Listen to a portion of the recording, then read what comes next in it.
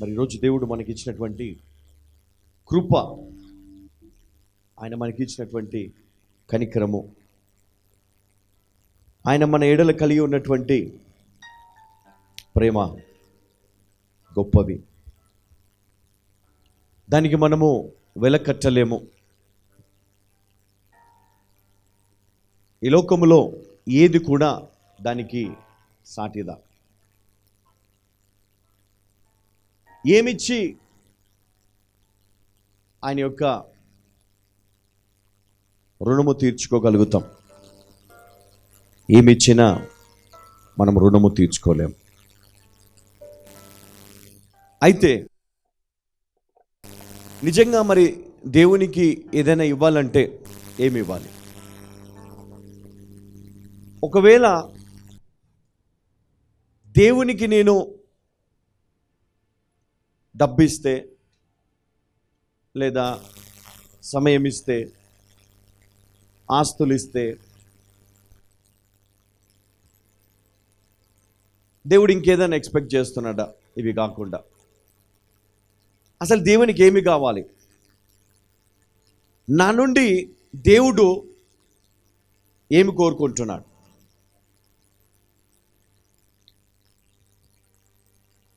ఒకవేళ దేవుడు నా నుంచి ఏదైనా కోరుకుంటే అది దేవునికి ఏ విధంగా ఉపయోగపడుతుంది? మరి కొన్ని ప్రశ్నలు, కొన్ని ఆలోచనలు మనం చేయాలి. ఎందుకంటే క్రైస్తవ జీవితంలో చాలా మట్టుకు మరి వాక్యాన్ని విని, అనేక బోధలను విని, అనేక విధాలుగా మన మనస్సును మనము అటు ఇటు ఇటు అటు మార్చుకుంటూ మన జీవితంలో కొనసాగుతూ వెళ్ళిపోతున్నాం. కొన్నిసార్లు మన ప్రార్థన విధానం మారిపోతుంది. కొన్నిసార్లు మన ఆలోచన, కొన్నిసార్లు మన ప్రవర్తన అనేది అది సమయాన్ని బట్టి మారుతూ ఉంటుంది. కానీ దేవుడు ఆయన యొక్క ఉద్దేశాన్ని, అంటే యేసుక్రీస్తు ఈ లోకానికి రావడానికి అసలు ఆయన ఎందుకు వచ్చాడు ఇక్కడికి, ఇవన్నీ మనం విని విని విని విని విని ఈ రోజు వరకు కూడా మనకు తెలియదంటే ఏం లేదు, అన్నీ తెలుసు. యేసయ్య ఎందుకు వచ్చాడు, ఎందుకు చనిపోయాడు, ఎందుకు గుడ్ ఫ్రైడే ఉంది, ఎందుకు ఈస్టర్ ఉంది, ఎందుకు క్రిస్మస్ ఉంది, ఎందుకు మనం దేవుని ఆరాధించాలి, ఎందుకు ఆదివారం మందిరానికి వెళ్ళాలి, ఎందుకు ప్రార్థన చేయాలి, ఏంటి ఇదంతా. కొంతమందికి సంఘానికి వెళ్ళి వెళ్ళి వెళ్ళి వెళ్ళి విసుకొచ్చేస్తుంది. కొంతమంది ఏం వెళ్తాంలే. కొంతమంది ప్రార్థన చేసి చేసి చేసి చేసి వారికి ఒకలాంటి ఇరిటేషన్ వచ్చేస్తుంది. అంటే ప్రార్థనతోటి ఏదో ఎక్స్పెక్ట్ చేస్తూ ఉంటాం, కానీ ఎండ్ ఆఫ్ ద డే ఆ ప్రార్థన ద్వారా నీ జీవితంలో మార్పు అనేది నీకు రానప్పుడు కొన్ని డిసప్పాయింట్మెంట్స్ మధ్యలో నీ జీవితం కొనసాగుతూ ఉంటుంది. అంటే పూర్తిగా విశ్వాసములో ఉండకుండా, పూర్తిగా వాక్యానుసారము కాకుండా, అటు నమ్మకం కానీ వైపు లేకుండా మన జీవితంలో ఉందా అంటే ఉంది, బ్రతుకుతున్నామా అంటే బ్రతుకుతున్నాము, తింటున్నామంటే తింటున్నాము, ఉంటున్నామంటే ఉంటున్నాం, అంతే. కానీ ఆ జీవితంలో ఒక ఎగ్జైట్మెంట్ లేదు. జీవితం నడిచిపోతుంది, వెళ్ళిపోతున్నాం, ప్రయాణం చేస్తున్నాం. 1 రోజు, 2 రోజులు, 3 రోజులు, నెల అయిపోయింది, 2 నెలలు, సంవత్సరము. Happy birthday, happy new year, happy Christmas, happy Easter. కానీ అన్నీ జరిగిపోతా ఉన్నాయి, కానీ ఒక సంతోషం లేదు, హృదయంలో ఏదో ఒక సాటిస్ఫాక్షన్ లేదు. ఈ సాటిస్ఫాక్షన్ ఇవ్వడానికి ఒక వ్యక్తి ఈ లోకానికి వచ్చాడు. నిన్ను తృప్తిపరచడానికి ఆయన వచ్చాడు ఇక్కడికి. నిన్ను తృప్తిపరచడానికి. ఎవరినండి? ఎవరైతే జీవితంలో తృప్తి లేక వారు జీవిస్తున్నారు. డబ్బే జీవితం అని కొంతమంది అనుకుంటారు, అందమే సర్వము అని కొంతమంది అనుకుంటారు, భర్తే అన్ని అని కొంతమంది అనుకుంటారు, స్నేహితులే, వారికి ఉన్నటువంటి అలవాట్లే జీవితం అని వాళ్ళు. కొంతమంది ఏమనుకుంటారంటే ఎంజాయ్ చేయాలి జీవితాన్ని. అంటే జీవితాన్ని ఎంజాయ్ చేయడం అంటే ఎట్లా అంటే జీవితాన్ని అనుభవించాలి. ఎట్లా అనుభవిస్తారు? యవనస్తులు ఏమనుకుంటారంటే తాగడం, తిరగడము, వ్యభిచారము, జూదము, వాళ్ళకి నచ్చినట్లు బ్రతకడమే ఇది వారికి ఉన్నటువంటి సంతోషము, వారి ఎక్స్పెక్టేషన్. మరి ఇది వారి జీవితంలో మరి ఆ యొక్క ఆనందాన్ని ఇస్తుందా? ఎంతవరకు ఇస్తుంది? సరే, కొంతమందికి జూదము, కొంతమంది వ్యసనాలు, ఇంకా కొంతమందికి ఇంకా అనేక రకాల అలవాట్లు ఉంటాయి. మరి ఇవి వారికి ఎంతవరకు తృప్తిని ఇచ్చాయి? ఈరోజు తాగారండి, నాకు తృప్తి కలిగింది, ఇక రేపటి నుంచి తాగను అంటారా? చెప్పాలా? రేపటి నుంచి మళ్ళీ ఇంకా కొంచెం ఎక్కువ తాగుతారు.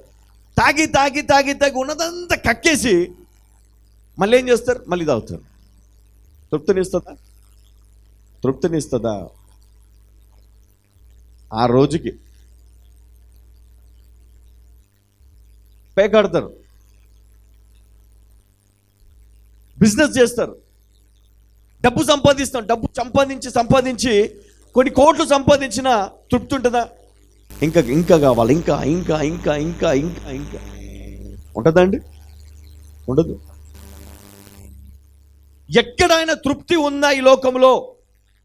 ఈ విషయంలో నేను సంతోషంగా ఉన్నాను, నా భర్త విషయంలో నేను సంతోషంగా ఉన్నాను, నా భార్య విషయంలో సంతోషంగా ఉన్నాను, నా పిల్లల విషయంలో సంతోషంగా ఉన్నాను, నా ఉద్యోగం విషయంలో సంతోషంగా ఉన్నాను, నేను ఏదైతే నేను చేస్తున్నానో పరిచయంలో నేను సంతోషంగా ఉన్నాను, నేను ఏదైతే కలిగి ఉన్నానో అనే విషయంలో సంతోషంగా ఉన్నాను. ఎవరైనా చెప్పగలుగుతారా?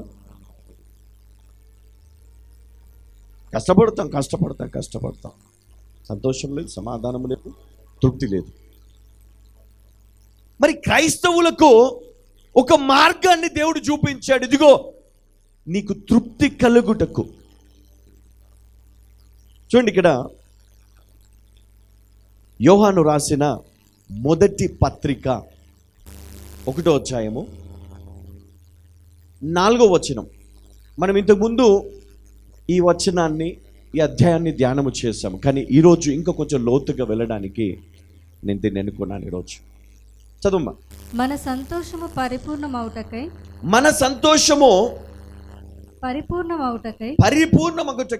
మేమీ సంగతులను వ్రాయుచున్నాము. చాలమ్మా. ఏమన్నాడు ఇక్కడ? ఈ సంతోషం ఎలా పరిపూర్ణమవుతుంది?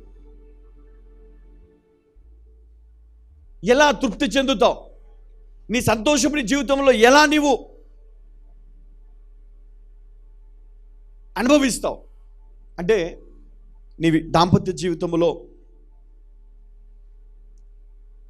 లేదా నీ విశ్వాస జీవితంలో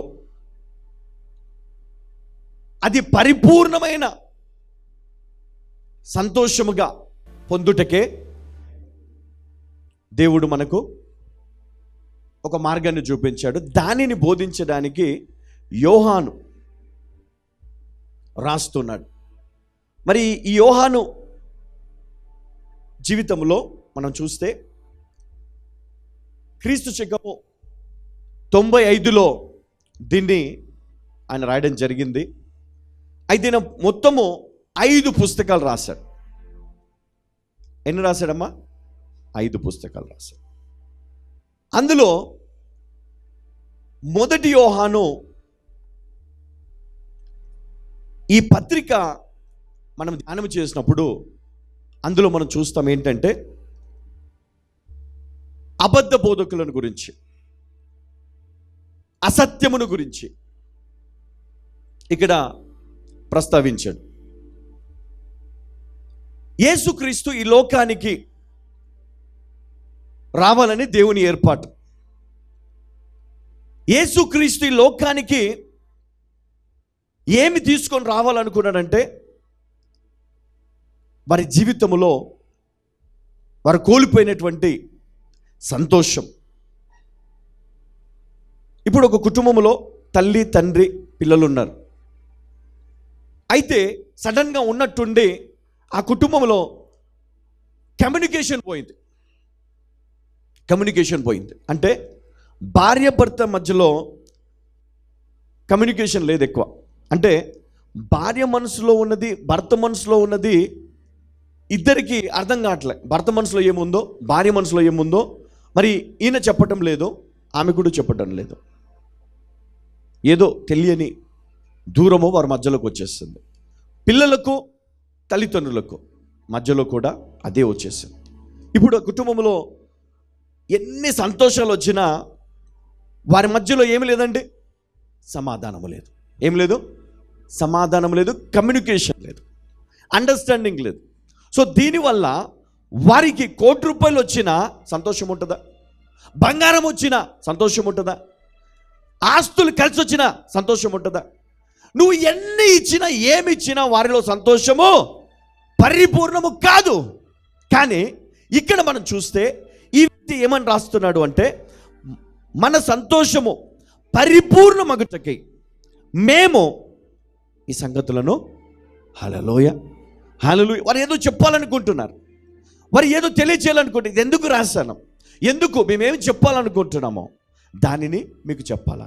అయితే మీరు ఏదైతే సమాధానాన్ని కోల్పోయారో, ఏదైతే కమ్యూనికేషన్ కోల్పోయారో, ఏదైతే మీ జీవితంలో మీ కుటుంబంలో పొందటము లేదో దానిని తిరిగి ఇవ్వడానికి, ఆ సంతోషం పరిపూర్ణమగుటకు మేము ఈ సంగతులు మీకు తెలియజేస్తున్నామని ఇక్కడ ఆయన రాస్తున్నాడు. అయితే 3 వ్యక్తులు ఉంటారు ఇక్కడ. మొదట్లో మనం చూసినట్లయితే ఈ యేసుక్రీస్తు శిష్యులలో 12 మంది శిష్యులు, అందులో ఒక వ్యక్తి సూసైడ్ చేసుకొని చనిపోయాడు. తర్వాత 10 మంది హతసాక్షులు అయ్యారు.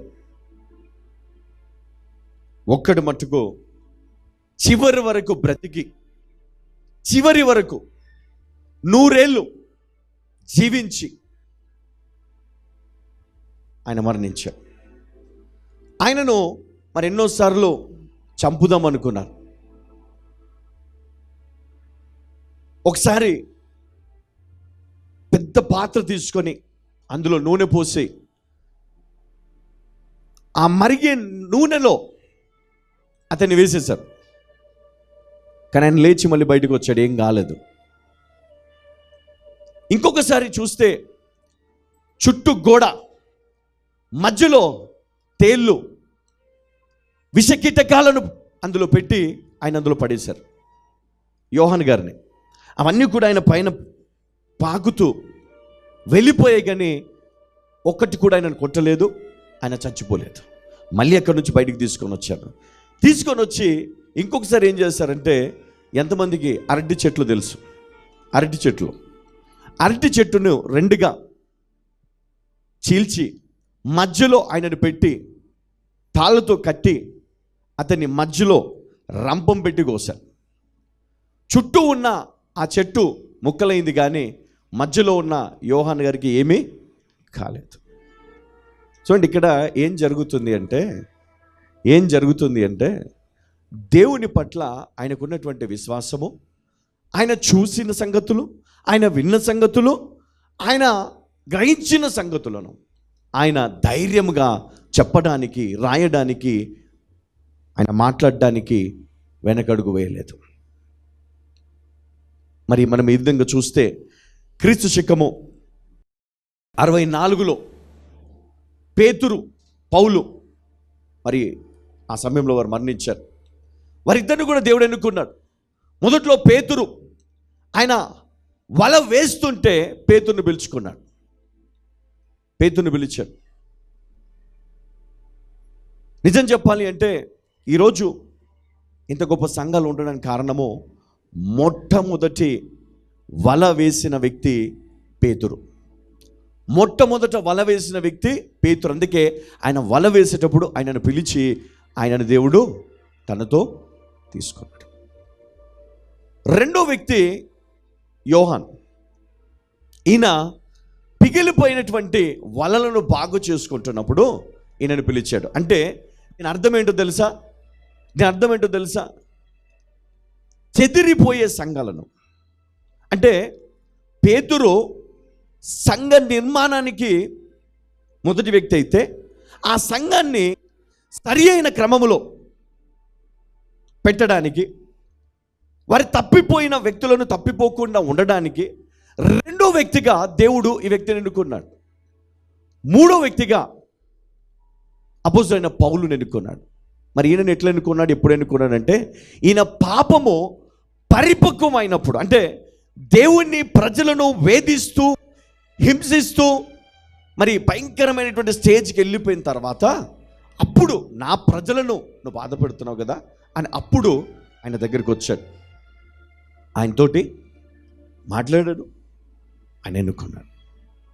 ముగ్గురిని ప్రత్యేకంగా దేవుడు ఎన్నుకున్నాడు. ఈ ముగ్గురు పట్ల దేవుడు ఎన్నో గొప్ప ప్రణాళికలు ఆయన కలిగి ఉన్నాడు. అయితే యోహాను సువార్త అంటే యోహాను రాసిన మొదటి పత్రికలు చూస్తే 5 అధ్యాయాలు ఉన్నాయి. ఇందులో మనం చూస్తే 105 వచనాలు ఉన్నాయి. 5 అధ్యాయాలు 105 వచనాలు. దీనిని మనం చాలా త్వరగా కంప్లీట్ చేసుకోవచ్చు, త్వరగా మనం చదవచ్చు. 5 అధ్యాయాలే కదా. ఇందులో అనేకమైన సత్యాలను, సంఘాన్ని బలపరిచే గొప్ప మాటలను అని ఇక్కడ రాయడం జరిగింది. యోహాను గారిని మనం చూసినట్లయితే మరి ఆయన 95 సంవత్సరాలు అంటే వృద్ధాప్యంలోనికి వచ్చిన తర్వాత అతని బహుగా ఆయన వాడుకోవడం మొదలుపెట్టాడు. మనకు తెలుసు ఆయనను పద్మస్తు దివిలో మరి ఆయనను విడిచిపెట్టినప్పుడు మరి ఆ దివిలో అనేకమైనటువంటి విష కీటకాలు ఉన్నాయి. మరి అందులో కూడా మరి అతనికి ఏమీ జరగలేదు. 18 నెలల తర్వాత ఆయనను బయటికి తీసుకొని వచ్చాడు. ఆయన పూర్తిగా ఆయన యొక్క జీవితంలో ఆయన బ్రతికి ఆయన మరణించాడు. ఎందుకు చెప్తున్నానంటే ప్రతి వ్యక్తి జీవితంలో దేవుడు ఒక ప్రణాళికను రచించి ఉంచాడు. ఈరోజు నువ్వు జీవించి ఉండడానికి కారణము, నీ జీవితంలో సంతోషము పరిపూర్ణంగా లేకపోవడానికి కారణము కూడా ఉంది. అయితే ఆ సంతోషాన్ని పరిపూర్ణము చేయడానికే ఈ యొక్క యోహాను రాసిన మొదటి పత్రికను దేవుడు ఈరోజు జ్ఞాపకము చేస్తున్నాడు. అయితే ఇప్పుడు 4వ వచనాన్ని మనం చదువుకున్నాం. ఇప్పుడు 3వ వచనానికి వెళ్దాం. ఒకసారి 3వ వచనం చదవమ్మా. మాతో కూడా మీకును సహవాసము కలుగునట్లు మేము చూచిన దానిని వినిన దానిని మీకును తెలియజేయుచున్నాము. మా సహవాసమైతే తండ్రితో కూడాను ఆయన కుమారుడైన యేసుక్రీస్తుతో కూడాను ఉన్నది. చూడండి, ఇక్కడ ఏమన్నాడు? మా సహవాసమైతే తండ్రితో కూడాను ఆయన కుమారుడైన యేసుక్రీస్తుతో కూడాను ఉన్నది. అయితే ఇప్పుడు మాతో కూడా మీకును సమాధానము కలుగునట్లు మేము చూచిన దానిని వినిన దానిని మీకు తెలియజేయుచున్నాము. మేము ఏదైతే చూచామో ఏదైతే విన్నామో దానిని మీకు తెలియజేయడానికి మేము ఈ యొక్క పత్రికను రాస్తున్నాము. అయితే ఈ పత్రిక రాయడానికి కారణం ఏంటంటే మేము ఏదైతే సహవాసము తండ్రితో కుమారునితో మేము కలిగి ఉన్నామో అదే సహవాసాన్ని మీరు కూడా కలిగి ఉండడానికి మాతో సహవాసము మేము కోరుకుంటున్నాం. హల్లెలూయా, హల్లెలూయా. మరి దేవుడు ఎందుకు సంఘాన్ని పెట్టాడు, ఎందుకు సంఘానికి వెళ్ళాలి అంటే మీరు మీ జీవితంలో దేన్నైతే మీరు కోల్పోయారో, సమాధానం లేకపోవడం, సంతోషం పరిపూర్ణం కాకపోవడము, దానిని దేవుడు ఈరోజు మనకు బోధిస్తున్నాడు. నీ జీవితంలో లేదు కాబట్టి ఇదిగో నేను యేసుక్రీస్తుని పంపుచున్నాను ఈ లోకానికి. ఆ క్రీస్తు ద్వారానే మీ సంతోషం పరిపూర్ణమవుతుంది. ఈరోజు మరి యోహాను, పేతురు మరి వారి జీవితంలో మనం చూసినట్లయితే వారు ఎందుకు వారి జీవితాలను దేవుని కొరకు త్యాగము చేశారు అంటే 10 మంది శిష్యులు ఉన్నారు ఇక్కడ. ఈ 10 మంది కూడా ఎందుకు హతసాక్షులు అయ్యారు అంటే వారి జీవితాలను దేవునికి పూర్తిగా సమర్పించుకున్నారు. ఒకవేళ ఇది సక్సెస్ అయితే చాలా సంతోషము. ఒకవేళ కాకుండా మేము మరణించిన అది ఇంకా మాకు మేలే. చావైతే మాకు లాభము అన్నారు. చావైతే మాకు లాభం. మన ఆ విధంగా మరి భయంకరమైనటువంటి శిక్షలతో భయంకరమైనటువంటి చావులను వారు కలిగి ఉన్నారు. మరి ఈ వ్యక్తి ఒక్కడే చివరి వరకు బ్రతికి యేసయ్య గురించి పూర్తిగా వివరించినటువంటి వ్యక్తిగా ఉంటున్నాడు. ఆయన గురించి, ఆయన ఎవరు, ఆయన ఏంటి, ఏమై ఉన్నాడు, తర్వాత ఏమి జరగబోతుందో కూడా ఈయన ద్వారా దేవుడు బయలుపరిచాడు చివరి వరకు ఉన్నందుకు. హల్లెలూయా. పూర్తిగా 5 పుస్తకాల్లో ఆయన రాయడం జరిగింది. అయితే దేవునితో మనము సహవాసము కలిగి ఉండుటకు, దేవునితో ఆయన కుమారుడైన యేసుక్రీస్తుతో సహవాసము కలిగి ఉండుటకు ఆయన ఈరోజు మనలను ఏర్పరచుకున్నాడు. అయితే మనం ఏం కోల్పోయాము? సహవాసం కోల్పోయాము, సమాధానం కోల్పోయాము, అందును బట్టి ఈరోజు సంతోషాన్ని కోల్పోయాము. ఎప్పుడైతే ఏ వ్యక్తి అయితే సమాధానము కలిగి ఉంటాడో, ఏ వ్యక్తి అయితే తండ్రితో కూడా కుమారుతో కూడా సమాధానము కలిగి ఉంటాడో, ఆ వ్యక్తి జీవితంలో సంతోషము పరిపూర్ణమవుతుంది. హల్లెలూయా. నీకు ధనమున్నా లేకపోయినా, నీకు అందమున్నా లేకపోయినా, ఆస్తి ఉన్నా లేకపోయినా, ఆరోగ్యం ఉన్నా లేకపోయినా, నీ జీవితంలో ఏది లేకపోయినా సమాధానము సంతోషము నీలో ఉంటుంది. హల్లెలూయా, హల్లెలూయా. నీకు ఏమి లేకపోయినా నువ్వు అనుకోవచ్చు, దేవుడు నన్ను ఆశీర్వదించలేదు కదా, అయినా నీకు సమాధానం ఇస్తాడు, అయినా నీ హృదయంలో సంతోషం ఇస్తాడు, అయినా నీ జీవితానికి ఒక అర్థాన్ని దేవుడు చూపిస్తాడు. నువ్వు ఆశీర్వదించబడకపోయినా, నువ్వు ఎదగకపోయినా, నీ జీవితంలో నీకు ఏది లేకపోయినా ప్రతిదీ కూడా దేవుడు నీకు ఇచ్చి నీ జీవితాన్ని నిలబెడతాడు. ఆయన చాలాసార్లు నేను బాధపడ్డాను, చాలాసార్లు దేవుడిని అడిగాను, దేవా ఏంటయ్యా ఈ పరిచర్యలో నేను ఎంతగా కష్టపడుతున్నాను, ఎంతగా బాధపడుతున్నాను ప్రభా, నీ పరిచర్య చేయడానికి ఎంతో డబ్బు కావాలి, ఎంతో ప్రయాసపడాలి, ఎంతో విశ్వాసము కావాలి. మరి కొన్నిసార్లు చాలా దుఃఖం వేసి దేవుణ్ణి కన్నీళ్ళతో దేవుణ్ణి అడిగినప్పుడు దేవుడు ఒక చిన్న విశ్వాసాన్ని నా లోపల పెడతాడు. ఏంటంటే, నువ్వు ఎందుకు భయపడుతున్నావు? నేను నీతో ఉన్నాను, నీలో ఉన్నాను కదా, నేను చూసుకున్నా. పోయిన నెల నువ్వేమనుకున్నావు, ఎట్లా అనుకున్నావు, కానీ ఏమైంది? నేను సాయం చేశానా లేదా? అటుపోయిన నెల, గడిచిన సంవత్సరము, గడిచిన సంవత్సరము, ఇన్ని సంవత్సరాలు నేను కాపాడుకుంటూ వస్తాను. ఈ సంవత్సరం నేను వదిలిపెడతానా? ఈ నెల నేను విడిచిపెడతానా? ఈరోజు నీకు దూరంగా ఉంటానా? ఈ గడియలో నేను మర్చిపోతానా? అబ్బా, అయా సంతోషం, అయా సంతోషం, అయా సంతోషం. నేను ఎప్పుడు ఎక్కడ నాయన నేను ఇంకా భయపడనయ్యా. కొన్నిసార్లు భయం వేస్తుంది, కొన్నిసార్లు బాధ అనిపిస్తుంది. అందరు చేయి విడిచిపెడుతున్నప్పుడు నేను అనుకుంటాను ఏంటంటే, వాళ్ళకి ఇంతవరకే అర్థమైంది. కానీ దేవుడు తగిన సమయములో వాళ్ళందరినీ కూడా దేవుడు ఏం చేస్తాడు? నిలబెడతాడు. హల్లెలూయా.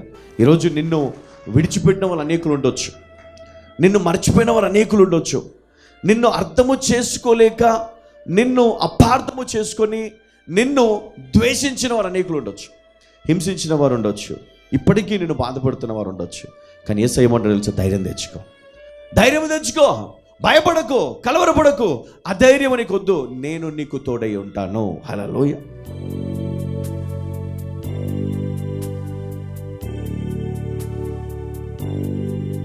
మహోన్నతుడా, కృపామయుడా, ప్రభా నాయన, ఈ లోకంలో మేము ఏమై ఉన్నామో, ఎప్పుడు ఏమైపోతామో మాకు తెలియదు నాయన. ఈరోజున్నవారు రేపటి దినం చూడలేరు. ఒకవేళ చూసినా వారి జీవితంలో సంతోషం ఉండదు, సమాధానం ఉండదు, మార్పు ఉండదు. కానీ ప్రభా, నీ వాక్యము మాకు ధైర్యాన్ని ఇస్తుంది, నీ వాక్యము మాకు జీవితాన్ని ఇస్తుంది. ప్రభా, ఎప్పుడైతే మేము ఈ మాటలు మేము వింటున్నామో, ఈ వాక్యాన్ని మేము ధ్యానము చేస్తున్నామో, అవును ప్రభా, నిత్య జీవము ఇదిగో క్రీస్తులో ఉన్నది. పాప క్షమాపణ క్రీస్తులో ఉన్నది. ఆశీర్వాదము క్రీస్తులో ఉన్నది. స్వస్థత క్రీస్తులో ఉన్నది. నిత్య జీవము ఆయనలోనే ఉన్నది.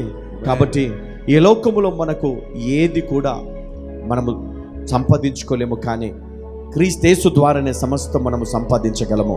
అందుకే దేవుడు ఈరోజు మమ్మల్ని ఇక్కడ ఏర్పరచుకున్నాడని మేము నమ్ముతున్నామయ్యా. మేము ఎన్నుకోబడ్డ వ్యక్తులముగా, ఎన్నుకోబడ్డ జనముగా, జనాంగముగా మేము ఉన్నామని నమ్ముతున్నాము. ప్రభా మా పట్ల నీకు ప్రణాళిక, నీవు మాకు ఒక ప్రణాళికను రచించావు. కాబట్టి ఆ ప్రణాళికను మేము నాయన ఎరిగిన వారము. రోజు అది మా జీవితంలో పాటించే వ్యక్తులముగా మేము ఒక ఖచ్చితమైనటువంటి నిర్ణయాన్ని కలిగి ముందుకు సాగి వెళ్ళే జ్ఞానమును మాకు అనుగ్రహించి మహిమ పొందమని యేసు పరిశుద్ధ నామములో ప్రార్థించి వేడుకుంటున్నాము తండ్రి. ఆమేన్.